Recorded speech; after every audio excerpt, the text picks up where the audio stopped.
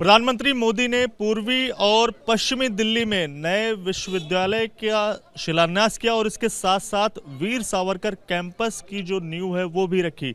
फिलहाल हमारी मौजूदगी वीर सावरकर कैंपस में ही है। किस तरह का इस कॉलेज का जो स्ट्रक्चर है वो कैसा रहेगा ये हम आपको तस्वीरों में दिखा रहे हैं कि एक जो मॉडल है कैसा जब ये कॉलेज बनकर तैयार होगा वो किस स्वरूप में होगा, इसकी आपको यहाँ पर झलक नज़र आएगी और किस तरह से इसका जो पूरा निर्माण है वो होगा। इसके बारे में हम आर्किटेक्ट से बात करेंगे जो हमारे साथ बात करने के लिए मौजूद हैं।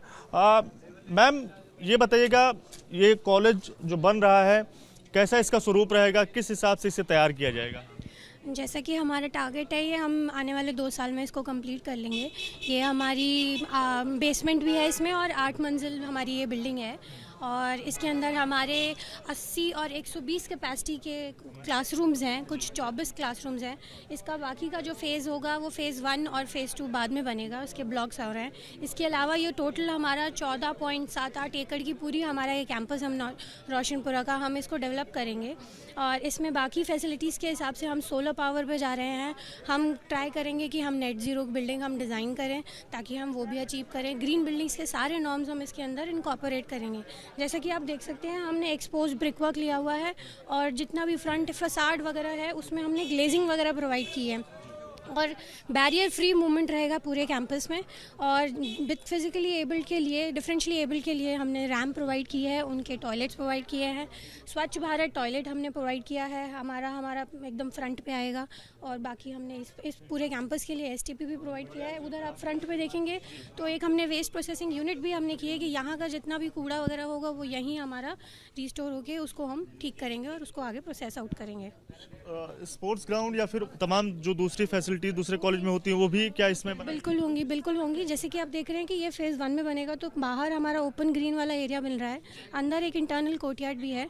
उसके फ़ेज़ 2 में जो हमारा इस तरफ आएगा जहाँ पर हमारी सारी की सारी रेजिडेंशियल क्वार्टर्स आएंगे, वहाँ हमारा फुटबॉल ग्राउंड है, बैडमिंटन कोर्ट्स हैं, गर्ल्स हॉस्टल है, टाइप 2 टाइप 3 सारे क्वार्टर्स हैं, वो सारे के सारे फैसिलिटेट किए जाएंगे जब ये ओवरऑल कैंपस बन जाएगा।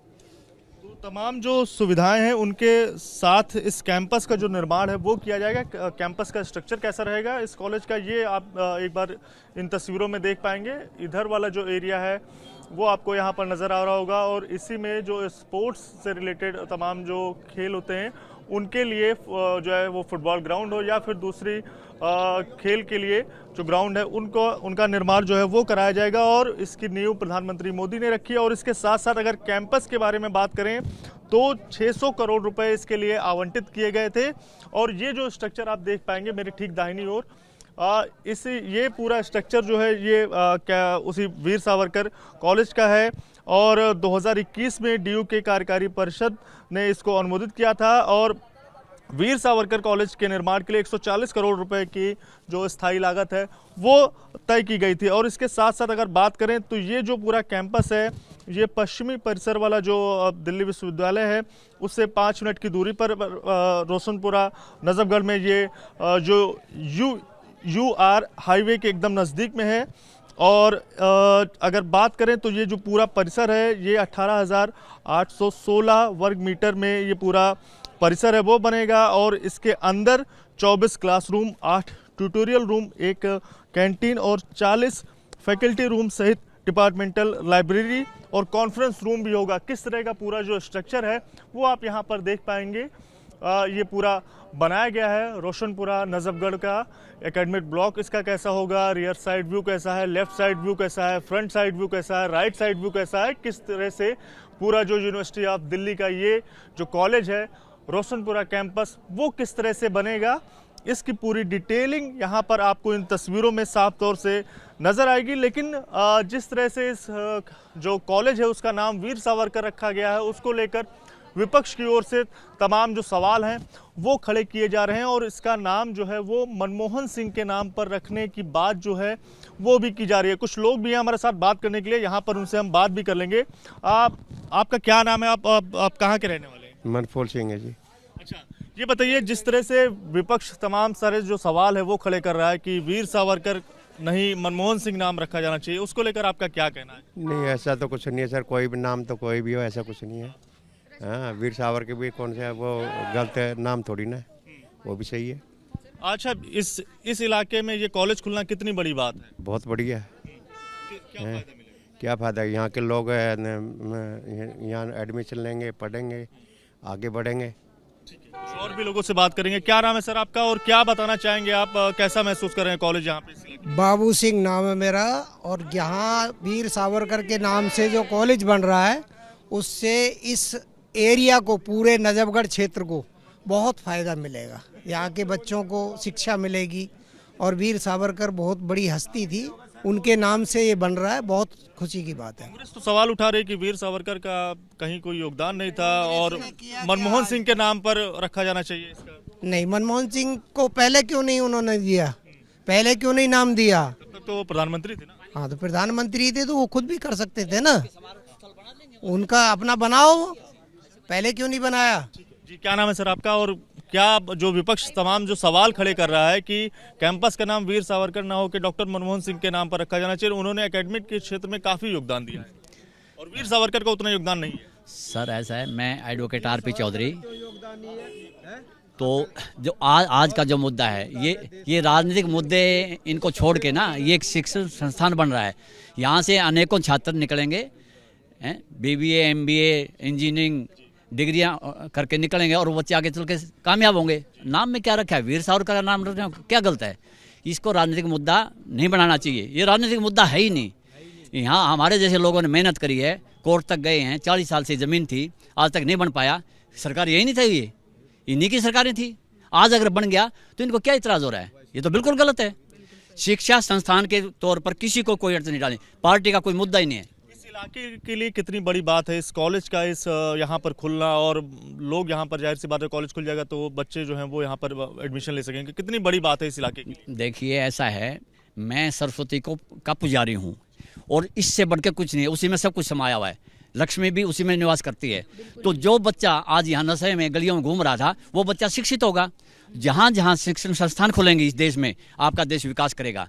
और सबसे बेटर यही है, अगर आपने पूंजी इकट्ठी करके दे दी उस बच्चे को, वो कुछ नहीं कर पाएगा। अगर शिक्षा दे दी, वो सब कुछ करेगा, सब कुछ करेगा। जी, क्या आप कहना चाहेंगे, जिस तरह से तमाम सारे जो सवाल हैं वो कैंपस के नाम पर उठाए जा रहे हैं, क्या आपका कहना? देखिए, जो भी अच्छा काम होता है इस देश में, ये कांग्रेस वाले और आपदा वाले चिल्लाते ही हैं, इनका चिल्लाना ही काम है। आज मोदी जी की सरकार है ना, उससे पहले तो वही थे, तो उन्होंने क्यों नहीं किया? उनको करना चाहिए था ना। और आज अगर हो रहा है तो ये अपना कमजोरी को, अपने नाकामयाबी को छुपाने के लिए, कहते हैं ना कि खिसियानी बिल्ली खंभा नोचे, वो वाली कहावत है। एक सवाल है, आप जो बात कह रही हैं उसी में एक सवाल है कि NSY ने जो, यानी NSY जो कांग्रेस की छात्र इकाई है, उसने जो PM मोदी को चिट्ठी लिखी, उसमें ये कहा है कि मनमोहन सिंह का बड़ा योगदान है एकेडमिक के क्षेत्र में और उनके नाम पर ये इस कॉलेज का नाम होना चाहिए, वीर सावरकर का उतना योगदान नहीं है। इस पर आपका क्या सोचना है? जो माँ भारती के लिए स्वतंत्रता सेनानियों ने जो योगदान दिया, आज ये देश बचा है तो उनके योगदान की वजह से बचा। मनमोहन सिंह तो सत्ता में थे, वो राजनीतिक व्यक्ति थे, लेकिन वो स्वतंत्रता सेनानी नहीं थे। जितने भी हमारे देश की संस्कृति और धरोहर और स्वतंत्रता सेनानी थे, उनको मोदी जी उनके नाम पे, इसलिए कि आज जो बच्चे पढ़े तो वो समझे कि मनमोहन सिंह को तो सब जानते हैं, वो बड़े अच्छे, स्वर्गीय मनमोहन सिंह अर्थशास्त्री थे, प्रधानमंत्री थे, उन्होंने भी अच्छे काम किए अपने शासनकाल में। लेकिन हमारे देश की जो संस्कृति है, जो हमारे देश आज़ाद हुआ जिनकी वजह से, जिन्होंने कुर्बानियाँ दी और जिनका योगदान है इस देश के लिए, ऐसे स्वतंत्रता सेनानियों का भी नाम रहना चाहिए। अगर इस कॉलेज में बच्चे पढ़ने आएंगे, जो बच्चे हमारे छात्र पढ़ने आएंगे, वो सोचेंगे वीर सावरकर, फिर उनका इतिहास देखेंगे तो वो इतिहास के साक्षी हमारे वीर सावरकर, जिनके योगदान से आज हम यहाँ खड़े हैं। हमारे स्वतंत्रता सेनानियों ने उस समय उन्होंने विपदा सही और आपदा सह के और आज देश को आज़ाद कराया, आज देश में खड़े हैं, सुरक्षित रखा। माँ भारती के लिए उन्होंने प्राण न्यौछावर किए, ऐसे लोगों का नाम आना चाहिए। मैं तो कहती हूँ कि जिन्होंने माँ भारती के लिए प्राण न्यौछावर किया और पूरा तन समर्पित, मन समर्पित और यह जीवन समर्पित, हे माँ भारती तुझे और क्या दूं, और क्या दूं, इस नारे को बुलंद करने वाले ऐसे वीर सावरकर के लिए मैं नमन करती हूँ। और उनके ऐसे स्वतंत्रता सेनानियों के नाम पे और भी चीजें हो तो मैं इसके लिए चीजें हो। क्या नाम है आपका और क्या थोड़ा इधर आ जाइएगा, इधर इस साइड आइए। क्या नाम है आपका और जिस तरह से तमाम सारी चीजें उठ रही हैं, इसको लेकर आपका क्या सोचना है? जब तक ये स्वतंत्रता सेनानी, इन्होंने ये हमारे देश के लिए, आज़ादी के लिए जो लड़े, उन्हीं की वजह से आज ये दिन आया है कि ये कर पाए। जब तक ये स्वतंत्रता सेनानी ही नहीं होते तो ये हम दिन कहाँ से देख पाते। तभी मनमोहन सिंह का नाम हम इन्होंने नहीं रखा है क्योंकि वो स्वतंत्रता सेनानी थे। अगर इस देश में आज़ादी ही नहीं होती, अगर मान लो आज़ादी नहीं होती तो ये बच्चे कैसे पढ़ पाते यहाँ पे। एक बात और कही जा रही ना कि जितने कई सारे जो केंद्रीय विश्वविद्यालय या फिर कई सारे कॉलेज हैं उनका नाम पूर्व प्रधानमंत्री जो है उनके नाम पर रखा जाता है, तो इस कॉलेज का भी नाम मनमोहन सिंह के नाम पर रखा जाना चाहिए। ये कांग्रेस का कहना है। ये जो NSY ने जो चिट्ठी लिखी है उसमें भी यही सारी बातें कही है। ओके, बताइए क्या। मैं जितेंद्र शर्मा, इस ज़िले में नजफगढ़ ज़िले में महामंत्री हूँ पूर्वांचल मोर्चा से। बहुत ही हास्यास्पद वक्तव्य है कि मनमोहन सिंह के नाम पे रखना चाहिए। ये बात तभी कांग्रेस को क्यों समझ में आई जब यहाँ पे सावरकर जी का नाम से आया। सावरकर मतलब हिंदुत्व, सावरकर मतलब राष्ट्र, सावरकर कोई व्यक्ति नहीं है। और कांग्रेस ने पूरे परिवारवाद ही तो पूरे देश भर में फैलाया है। इंदिरा गांधी एयरपोर्ट, राजीव गांधी चौराहा, ये गांधी चौक, वो गांधी चौक, उनका बच ले तो राहुल गांधी की भी समाधि पहले बना दें। खैर, यदि वाकई मनमोहन सिंह जी का सम्मान कांग्रेस करना चाहती है, जो कि नहीं किया, हमारे लिए जो भी नेता हैं चाहे किसी भी है, राष्ट्र वो PM के वो उस पर रहे, उनका सम्मान है। मोदी जी पहले वहाँ पे जाके उन्होंने श्रद्धांजलि दी, बिल्कुल उसी भाव से जिस भाव से हमने अटल बिहारी जी को किया। लेकिन यदि वाकई चिंता है उनको कि नाम रखना चाहिए यूनिवर्सिटी, बिल्कुल रखे।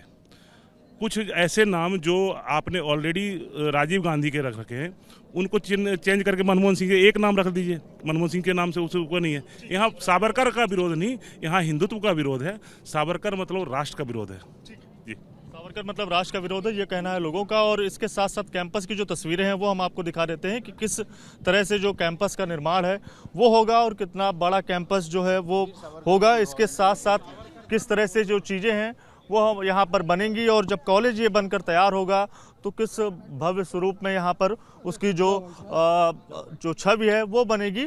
कुल अगर यहाँ पर अगर बात करें तो ये जो पूरा एरिया है ये 18,816 वर्ग मीटर में ये पूरा एरिया है और इसी में इस कैंपस का जो निर्माण है वो किया जाएगा। और 24 क्लासरूम बनाए जाएंगे, 8 tutorial room, 1 canteen, 40 faculty room सहित डिपार्टमेंटल लाइब्रेरी और कॉन्फ्रेंस रूम भी इस कैंपस में होगा। लेकिन तमाम तरह के जो चीज़ें हैं वो यहाँ पर भले ही अत्याधुनिक सुविधाओं के साथ ये लैस पूरा जो कॉलेज है वो बनेगा, लेकिन जिस तरह से इस कैंपस का नाम रखा गया है उसको लेकर विपक्ष खासकर केंद्र सरकार के ऊपर हमलावर है। लोगों का यही कहना है कि सावरकर के नाम का विरोध नहीं किया जाना चाहिए। सावरकर का विरोध मतलब राष्ट्र का विरोध। ये लोग अपने जो तथ्य हैं, अपनी जो बातें हैं वो सामने रख रहे हैं। लेकिन शिलान्यास जो है वो फिलहाल जो पूर्वी और पश्चिमी केंद्रीय विश्वविद्यालय के साथ साथ वीर सावरकर कैंपस का भी शिलान्यास आज PM मोदी की ओर से किया गया है। कैमरामैन मनोज त्रिपाठी के साथ Divyankar Tiwari, ABP news, Delhi. For exclusive and insightful videos, subscribe to our new channel ABP Live Premium.